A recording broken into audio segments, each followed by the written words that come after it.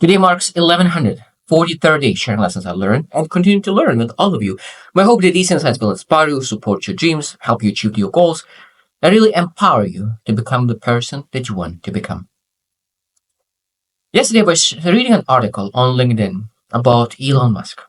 And it was a bad article. It was sharing that Elon Musk is controversial, is there's ethical concerns, the values that are not aligned with the person who was writing the article. And there was a lot of likes of that article, more than 10,000. And of course, I said, okay, I will not treat it. Like, I admire Elon Musk. He achieved a lot of great success and he did a lot of great things. And okay, like, I decided to read that article. And what I found, that article was not as useful as it could be. And I will share my thoughts exactly why that article was not good. Why I think that article was wrong.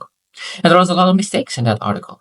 And the biggest thing is that I think that the article was written with emotion rather than thoughts and thinking, because there was no details. So when you say that it's controversial, what are exactly those controversial things? Ethical concerns. What are exactly those ethical concerns? Or a person said that Elon Musk doesn't align with my values. So what are your values? What are Elon Musk's values? So it means that there was no details. And I think that that's exactly what is missing a lot of times in current day lives. That a lot of times people share statements, but doesn't back with actually true details. Because if you do not have details, that means there is no clarity, there is no understanding. You can connect with emotion, but will not understand on really subjective way. And there's no credibility as well. I think that a lot of times people like that kind of information, something different, but there's no credibility because there's no details, no understanding. There's no proof of your emotions, and it doesn't. Well, the most important part that if you really want to influence other people, it doesn't encourage critical thinking. It doesn't encourage. It just encourages really thinking through emotions rather than critical thinking. And it, really, that could potentially create more harm than really potentially good. And even though that could create potentially some kind of discussion, a lot of times it doesn't create discussion because there is no details to follow up on, only on emotions. So today I will share some details that I think that is um, why is so important to really put details? Why is so important to put proof behind the words, behind the emotions, behind the feedback on anyone? Just of course it was on Elon Musk, but I think that is very, very common that currently we share the emotions. We share some kind of opinions. Oh, this person is this way. Why do you feel this way? Because I think that Andrew Tate was exactly a great example for that as well. So many people thought that he is a bad person because a lot of people said, based on their emotions, that he is a bad person. But most people do not have any details to back that idea by. That's just many people. Why do not entertain? And people like blank stare because they do not have really details to back that up. And I think that's very, very important. So what details really does when you actually give a feedback, and you add details, not just emotion. So promotes fairness and objectivity. So everyone is subjective and everyone is deserve their opinion and share their, as I said, freedom of speech. But when we want to really something objective, we need to start sharing exactly what are the details behind your words. What are those exactly? Because if you make a statement that person is a certain way, we want to need to find objective things that really makes that person this way. Because if you don't have that objective, so that means that it's not fair, and sometimes to the people who are listening to your ramble. Number two is avoids misinterpretation. So that means I think that when we think that we give a statement about the person, oh, this person is controversial. So what that controversial means, I think every single person will start to interpret different, and they will understand that controversial differently. Or ethical concern. What are those ethical concerns? That means every single person will think about what are those ethical concerns that really, so means that there's so many misinterpretations, and people will go to 100 different directions, but actually you give details, people start looking at exactly what you mean. So of course, this is important. Third is like really encourages accountability. I think that when we give feedback, it's very easy to give statements and not back it up because there's no accountability because of that. Oh, I just thought that way and then share it. But when you actually start looking for details and you bring certain details, you show that you are accountable for what you're saying. Because now you need to prove that that information is right. Because objective things needs to be backed by information that is validated, while opinions doesn't need to be backed by information. You can share whatever you want. That's why it's very important to really, if you want to be accountable what you say, you need to really bring some objective things, not just subjective things. And I think that that's the part that people don't share details because they don't want to be accountable what they say. They don't want to be. They just want to share whatever they want on their emotions, but not bring details. Number four is add depth to conversation. I think this is very important because, but a lot of times we have a surface level conversation, surface level, and we don't get into details, and we don't get to depth. And be sure that in that emotion levels first, surface level, but we don't want to really get to deep level of conversations. We need to add this objectivity. We need to add those details that we could start to really have conversations if this actually happened. And what exactly happened? Because of course, sometimes even those details could be um, for full of discussions.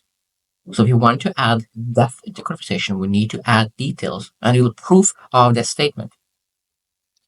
Number five, really supports informed decision making, especially when you want to persuade other people, like informed decision making. So it means when you share a feedback and you want to make influence on other people about that person, now the other person will have informed decision making. Oh yeah, like that's exactly what I like. But this is exactly what I don't like. So they're able to make decision to follow or unfollow person because they are informed. I think this is one of the biggest mistakes as well that we as people sometimes do. We follow a person, and because we follow that person, we follow what they say, but sometimes we do not get informed if that message is not right. So if a person shared emotional message and they don't are informed, other people will take that emotional message as true fact. Because a lot of times we share the ideas that we learn from smart people, even though that smart person didn't share informed idea. And when I ask somebody, so where did I heard that information? Oh, I heard it from my friend. My friend is a very smart person. And this is again one of the biggest mistakes because we'll take smart people ideas as a fact. We need to ask like how did they validate that information? How did you validate information? That means taking someone else's emotional ramble, emotional idea is not the fact. It's not the validate information. So it's very we need to be very careful in taking someone else's emotional thought as really enough information to really make decision. So we need to always say, what is supporting my decision?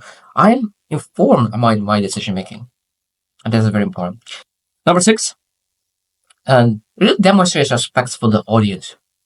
I think that really giving emotional ramble and sharing your ideas just from emotions sometimes is great per se because it's just beginning of sharing. Because if you're learning to develop yourself, but if you want to be a leader, if you want to really influence people, we really respect our audience and really build that case not just with emotions, but really actually with credible information that you will find and put yourself into accountability to write the things that people could be informed, not just influenced by emotion. Because it's easier to influence people through emotion, but I think that is right.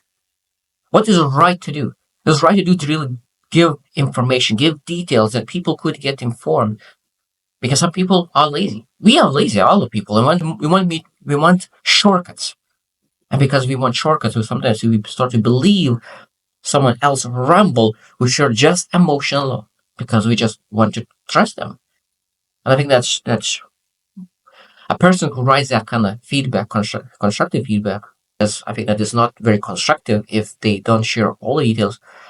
But we need to respect our audience to really give enough time to really share true perspective.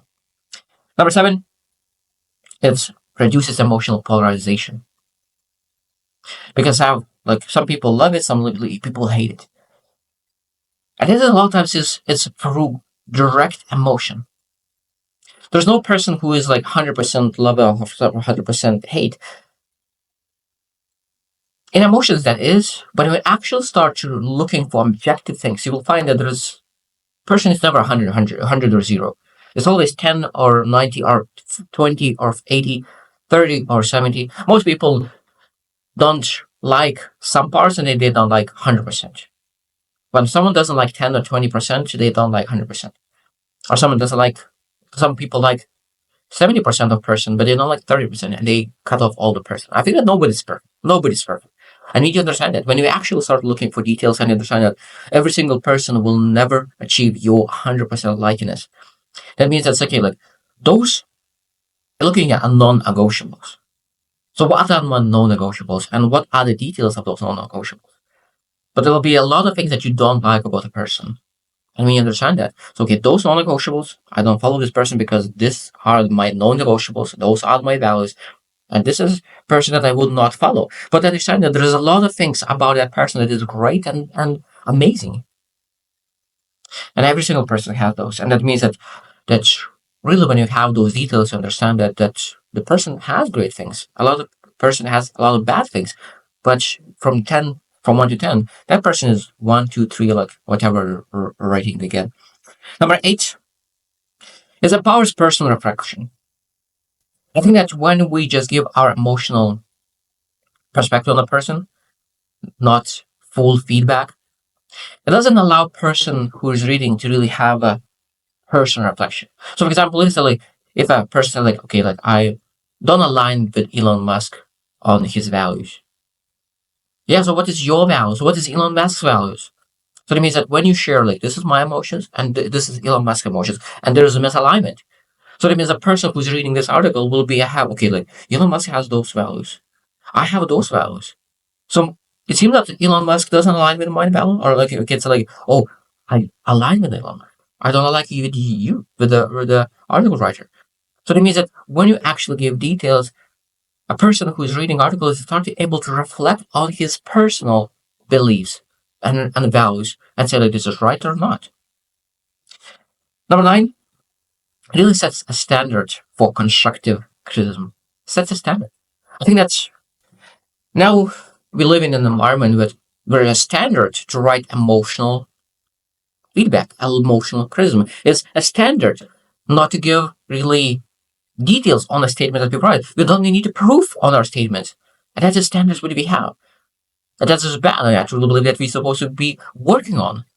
I'm working on the ability to share our feedback and give details on that feedback. I think that we need to change our standards. Give a statement and say that I believe this because and this and this and this. So when you're able to share it, I think that that's a great standard to have. And last one, number 10, is that really strengthens persuasion. So if you really want to influence people, if you want to share this article to really make an influence on other people, I think that when you actually give those details, you persuade and influence much, much more because people get informed decisions, and when they inform, they have better understanding of what's going on. So I hope you should reflect as well. When you read an article, do you look for details or do you look just for look for emotions alone? How do you get influence? How do you share your opinions? Do you share just emotion and you share this is what they believe? Or do you back them up when actually true facts and details that people could really get more information about? I think that's very, very important to learn how to give constructive feedback, not just about people that you love, but about the people that you do not like as well. So I hope you choose win and see you tomorrow.